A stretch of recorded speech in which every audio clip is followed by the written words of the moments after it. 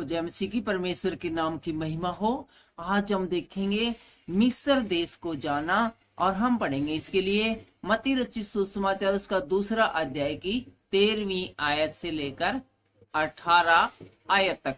पीछे हमने देखा था यीशु मसीह की वंशावली, यीशु मसीह का जन्म और यीशु मसीह के जन्म के बाद है वो ज्योतिषियों का आवागमन, उसके बाद है वो मिस्र देश को जाना हम देखेंगे। इससे पहले हम 12वीं आयत पढ़ेंगे। 13वीं आयत में जाने से पहले, तब सपन में चेतावनी पाकर कि हेरोदेस के पास न जाना, वे दूसरे मार्ग से अपने देश को चले गए थे। कौन? ज्योतिषी।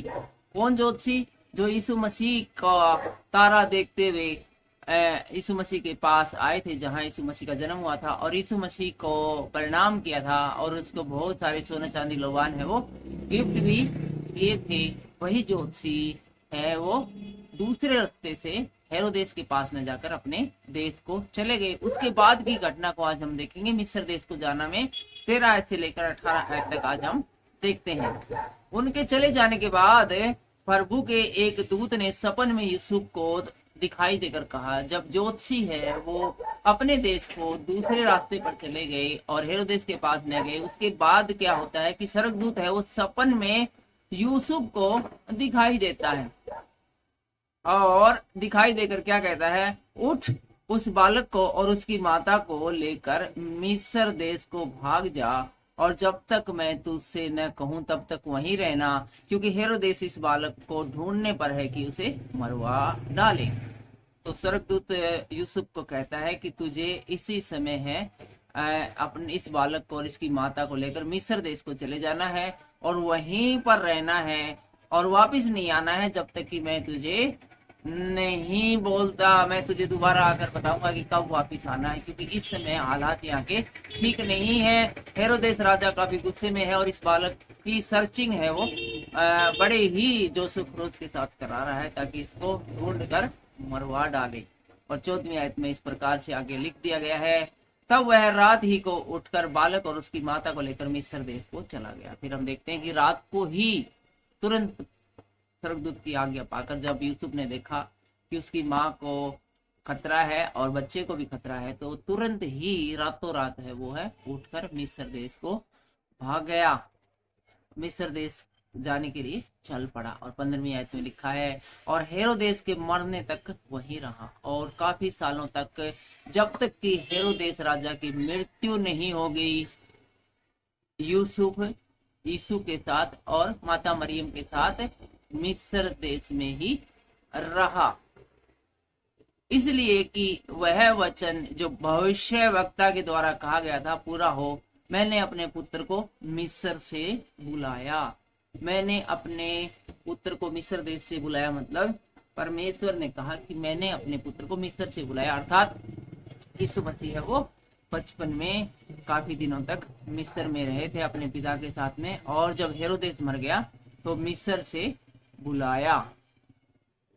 और इससे यदि थोड़ी देर पहले की घटना हम देखें तो वो 16वीं आयत में मिलती है।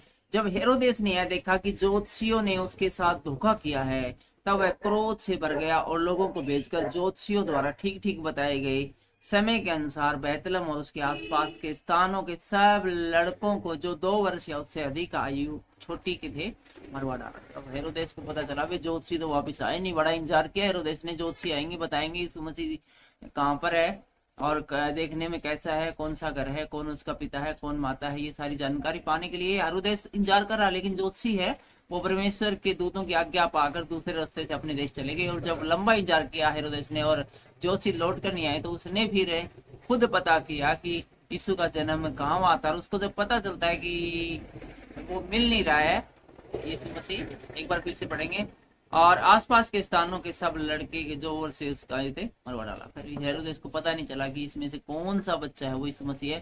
तो उसने कहा ठीक है, फिर वो बच्चा जिसको हम मारने के लिए ढूंढ रहे नहीं मिलता तो कोई बात नहीं, जितने बच्चे हैं शहर के अंदर सबको जो 2 वर्ष या उससे कम आयु के सबको ही मार डालो, किस्सा ही खत्म कर देते हैं, कोई न कोई तो उनमें जरूर होगा और वो अपने आप ही मर जाएगा।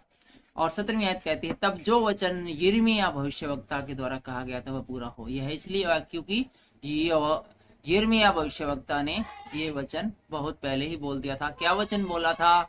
रामा में एक कर्णनाद सुनाई दिया, रोना और बड़ा विलाप। राहेल अपने बच्चों के लिए रो रही थी और शांत न होना चाहती थी, क्योंकि वे अपने पी रहे थे। इसका क्या मतलब? इसका मतलब है कि जब हेरोदेस राजा ने 2 वर्ष और उससे कम आयु के सभी बच्चों को मरवा डाला, तो इतने छोटों बच्चों को मरवाया, तो पूरे देश के अंदर, पूरे शहर के अंदर है वो मातम छा गया। ऐसा कोई घर नहीं था जिसमें कोई बच्चा ही नहीं मरे हो। और ऐसे माहौल में चारों ओर है माएँ हैं वो चिंगाड़ रही थी, रो रही थी अपने बच्चों के लिए। और ऐसा भयानक मातम मना था कि सारा कुछ है वो दुख में, तकलीफ में हो गया था। आज के इस वीडियो में फिलहाल इतना ही। अगले वीडियो में हम देखेंगे मिस्र देश से लौटना। ये सफर जारी रहेगा, लेकिन फिलहाल के लिए इजाजत दीजिए। सबको जय मसीह की जय हिंद।